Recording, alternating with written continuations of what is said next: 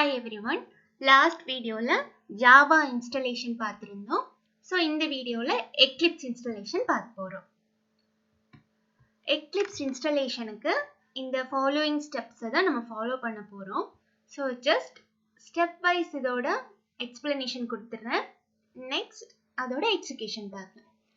So the first one என்னதுன்னா download Eclipse.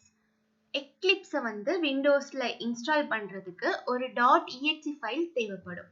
இந்த .exe file Eclipse Foundation இருந்து download பண்றோம். So இதுதான் first step. And the next step வந்து இந்த .exe file run பண்றோம். இது second step.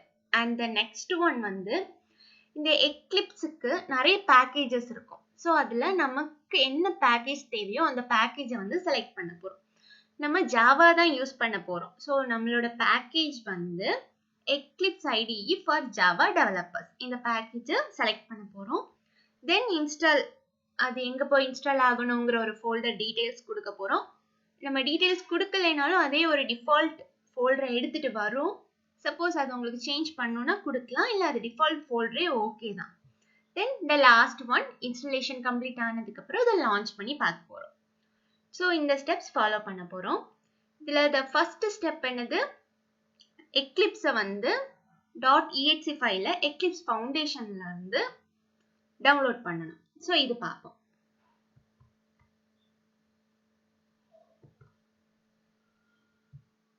Just Chrome போங்க. இங்க போயிட்டு Eclipse download கொடுங்க. Eclipse download கொடுத்த நிறைய sites வரும். அதுல the first one click பண்ணுங்க. கிளிக் பண்ணதுக்கு அப்புறம் இதா இருக்கு பாருங்க, download. இத கொடுத்துக்கோங்க.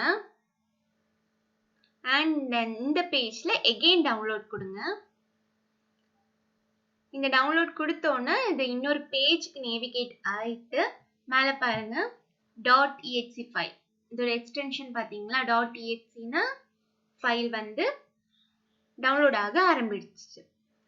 இப்போ நான் வந்து இத டவுன்லோட் பண்ண போறது இல்ல. என்னோட விண்டோஸ்ல என்னோட சிஸ்டத்துல ஏற்கனவே Eclipse இருக்கு. பட் நீங்க என்ன பண்ணுங்க, இதோட என்டையர் டவுன்லோட் கம்ப்ளீட் ஆகுற வரைக்கும் வெயிட் பண்ணுங்க.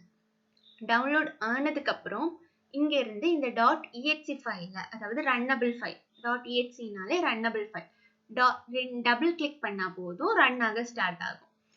இங்க இருந்து ரன் பண்ணாலும் ஓகே தான், இல்ல உங்களோட டவுன்லோட்ஸ்ல தான் இந்த ஃபோல்டர் இருக்கும், அதாவது இந்த .exe ஃபைல் இருக்கும், அங்க போய் ரன் பண்ணாலும் ஓகே தான். தென் நீங்க ரன் பண்ணதுக்கு அப்புறமா உங்களுக்கு வரப்போற ஃபர்ஸ்ட் விண்டோ, நீங்க அங்க ரன் கொடுப்பீங்கல, அதாவது டபுள் கிளிக் பண்ணதுக்கு அப்புறம் வரப்போற ஃபர்ஸ்ட் விண்டோ இதுதான். இப்படி ஒரு விண்டோ பாப்அப் ஆகும். இதுல ரன் கொடுங்க. அதுக்கப்புறம் அடுத்த விண்டோல நான் சொன்ன பாத்தீங்களா, பேக்கேஜஸ் வந்து லிஸ்ட் பண்ணும். இதுல வந்து நம்ம ஜாவா தான் யூஸ் பண்ண போறோம். So Eclipse IDE for Java developers இந்த பேக்கேஜை வந்து செலக்ட் பண்ணிக்கோங்க. அண்ட் ஒன்ஸ் நீங்க செலக்ட் பண்ணதுக்கு அப்புறம் the next விண்டோ இப்படிதான் இருக்கும். இதுல பாருங்க அதே டைரக்டரி எல்லாம் எடுத்துட்டு வந்துருச்சு. நீங்க இதுல சேஞ்ச் பண்ணணும்னு அவசியம் இல்லை, பட் இன்கேஸ் உங்களுக்கு தேவைப்படுது அப்படின்னா வேணா ட்ரை பண்ணி பாருங்க. அண்ட் இங்க இருந்து என்ன பண்ணுங்க, இன்ஸ்டால் கொடுத்துருங்க. இன்ஸ்டால், அங்க வந்து நீங்க இன்ஸ்டால் கொடுத்தோன்னா ஒரு ப்ராக்ரஸ் பார் ரன் ஆகி அதோட என்டையர் இன்ஸ்டாலேஷன் கம்ப்ளீட் ஆனதுக்கு அப்புறம் நீங்க வந்து இந்த விண்டோ பாப்பீங்க. அதாவது கம்ப்ளீட் இன்ஸ்டாலேஷன் கம்ப்ளீட் ஆனதுக்கு அப்புறம் லாஸ்டா வர விண்டோ இந்த விண்டோ. இதுலயே பாருங்க என்ன கொடுத்துருக்காங்க, create short menu entry, create desktop shortcut. So உங்க டெஸ்க்டாப்லயே ஒரு ஷார்ட்கட் ஐகான் வந்து அதுவாவே கிரியேட் பண்ணிக்கும். நீங்க இங்க இருந்து லான்ச் பண்ணாலும் ஓகே தான், இல்ல அங்க போய் டபுள் கிளிக் பண்ணி லான்ச் பண்ணாலும் ஓகே தான். பட் இங்கேயே லான்ச் கொடுத்துக்கோங்க, வெரிஃபை பண்ணிக்கலாம். ஸோ இங்க நீங்க இங்க லான்ச் கொடுத்துருங்க. Eclipse வந்து லான்ச் ஆக ஸ்டார்ட் ஆயிரும். இப்போ நீங்க வந்து லான்ச் பண்ணதுக்கு அப்புறம் வர விண்டோ ஒன்ஸ் நான் காமிக்கிறேன். பாருங்க Eclipse IDE. இதை நான் வந்து இது மாதிரி தான் ஷார்ட்கட் ஐகான் உங்களுக்கு வரும். நீங்க கிளிக் பண்ணோம்னா இது லான்ச் ஆக ஸ்டார்ட் ஆயிரும். ஸோ நீங்கள் லான்ச் பண்ணோன்னு இங்கே இருக்கு பாருங்க ஒர்க் ஸ்பேஸ். அது இதுவும் நீங்கள் கொடுக்கணும்னு அவசியம் இல்லை, அதுவாகவே டிஃபால்ட் ஒர்க் ஸ்பேஸை எடுத்துகிட்டு வந்துடும். Eclipse work space. ஒர்க் ஸ்பேஸுங்கிறது டைரக்டரி.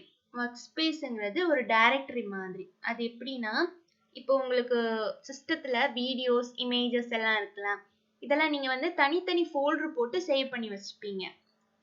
அது மாதிரி நீங்கள் எக்லிப்ஸில் கிரியேட் பண்ணுற ஒவ்வொரு ப்ராஜெக்டும் அதாவது இந்த பாத்தில் போய் சேவ் ஆகும், அதாவது ஸ்டோர் ஆகும்.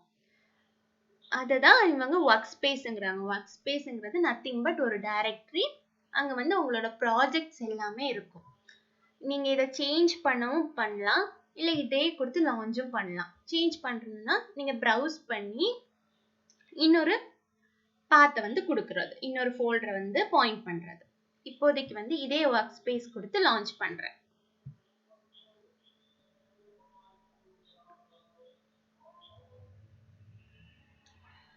ஓகே, எக்லிப்ஸ் லான்ச் ஆயிடுச்சு. எக்லிப்ஸ் லான்ச் ஆனதுக்கு அப்புறம் வர ஃபர்ஸ்ட் ஸ்க்ரீன் இதுதான். ஸோ இப்போ நம்ம வந்து எக்லிப்ஸ் ஐடியை சக்ஸஸ்ஃபுல்லாக விண்டோஸில் இன்ஸ்டால் பண்ணிட்டோம்.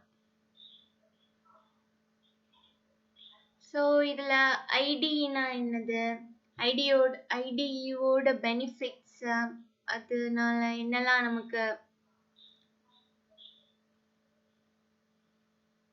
இப்போ நம்ம எக்லிப்ஸை